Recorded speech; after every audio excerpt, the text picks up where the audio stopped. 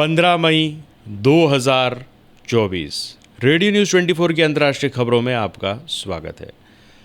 आर्थिक संकट और आईएमएफ की कड़ी शर्तों से जूझ रहे पाकिस्तान ने सभी सरकारी कंपनियों को बेचने का फैसला किया है। प्रधानमंत्री शहबाज शरीफ ने इस्लामाबाद में प्राइवेटाइजेशन कमीशन की मीटिंग में मंगलवार को इसकी घोषणा की है। उन्होंने कहा है कि बिजनेस करना सरकार का काम नहीं है। सरकार का काम बिजनेस और देश में निवेश के लिए अच्छा माहौल देना है। शरीफ ने कहा कि सभी सरकारी कंपनियों को बेचा जाएगा, चाहे मुनाफा कम पा रही हो या नहीं। मीडिया रिपोर्ट्स के मुताबिक सरकार सिर्फ उन कंपनियों को अपने पास रखेगी जो रणनीतिक रूप से अहम है। प्रधानमंत्री ने सभी मंत्रियों से अपील की कि वो प्रक्रिया को आसान बनाने के लिए प्राइवेटाइजेशन कमीशन का सहयोग करें। पाकिस्तान के वित्त मंत्रालय ने दिसंबर 2023 की रिपोर्ट के मुताबिक पाकिस्तान के पास 88 सरकारी कंपनियां होने का दावा किया है।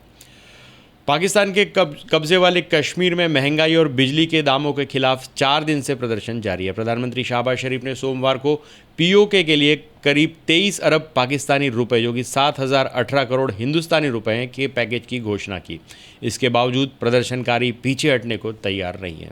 पाकिस्तान मीडिया डॉन न्यूज़ के मुताबिक राहत पैकेज की घोषणा के कुछ देर बाद ही पाकिस्तानी रेंजर्स ने प्रदर्शनकारियों पर आंसू गैस के गोले छोड़े और फायरिंग की।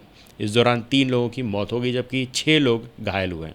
दरअसल पीएम शरीफ की घोषणा के बाद पाकिस्तानी रेंजर्स को पीओके छोड़ने का आदेश दिया गया था। इसके बाद रेंजर्स का 19 गाड़ियों का काफिला मुजफ्फरबाद के रास्ते से बाहर जा रहा था, तभी शोराद नक्का गांव में उन पर पत्थरों से हमला हो गया। इस दौरान पैरामिलिट्री की 3 गाड़ियों को भी आग के हवाले कर दिया गया। हमले के जवाब में रेंजर्स ने भी फायरिंग की। भारत ने मंगलवार 14 मई को मालदीव के उस दावे को खारिज कर दिया जिसमें भारतीय सैन्य हेलीकॉप्टरों के पायलटों पर आरोप लगाया गया था कि उन्होंने 2019 में मालदीव में एक सीक्रेट ऑपरेशन चलाया था। मालदीव में भारतीय उच्चायोग ने कहा कि भारतीय विमानन कंपनियों ने हमेशा मालदीव के नियमों के मुताबिक काम किया है। दरअसल मालदीव के रक्षा मंत्री घासन मोमून ने 11 मई को भारतीय सेना पर आरोप लगाया था कि 2019 में सेना ने मालदीव के थीमारा कुशी में एक सीक्रेट हेलीकॉप्टर को उतारा था। मोमून ने कहा कि मैंने संसद समिति के नेशनल सिक्योरिटी सर्विस की रिपोर्ट देखी जिसमें यह बात सामने आई है। फ्रांस में मंगलवार 14 मई को कुछ बंदूकधारी हमलावर पुलिस की वैन पर हमला करे खूंखार कैदी को भगा कर ले गए। हमलावरों ने 2 पुलिस वालों की हत्या कर दी, जबकि 3 लोग गंभीर रूप से घायल हैं। फ्रांस के प्रधानमंत्री गैब्रियल अटाल ने संसद को जानकारी दी कि हमला इनकार विले में भारतीय समय अनुसार 2:30 बजे हुआ, जब पुलिस कैदी को रूवेन कोर्ट से जेल ले जा रही थी। इसी दौरान मोटरवे टोल पर उसके साथियों ने पुलिस पर हमला कर दिया। अटाल ने कहा कि इन लोगों ने फ्रांस के गणतंत्र और न्याय प्रणाली को निशाना बनाया। संसद में पुलिस कर्मियों की मौत पर 1 मिनट का मौन रखा गया।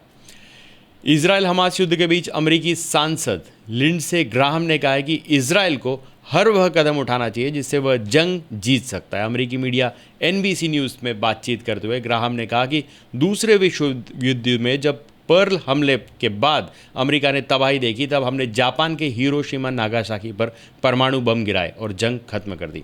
ग्राहम ने कहा इजरायल को भी यही करना चाहिए। अमेरिका यहूदी देश खुद को ख़त्म करने के लिए ज़रूरी बम दे।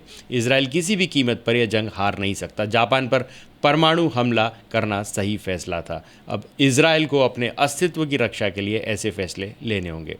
अमेरिकी सांसद ने इजरायल को 2000 पाउंड के बम की खेप रोकने पर अमेरिकी सरकार की आलोचना भी की। संसद ने कहा कि गाज़ा में हमास के हमले के बीच फिलिस्तीनों को नहीं बचाया जा सकता, ऐसा इसलिए क्योंकि हमास उन्हें ढाल बनाकर इस्तेमाल कर रहा है।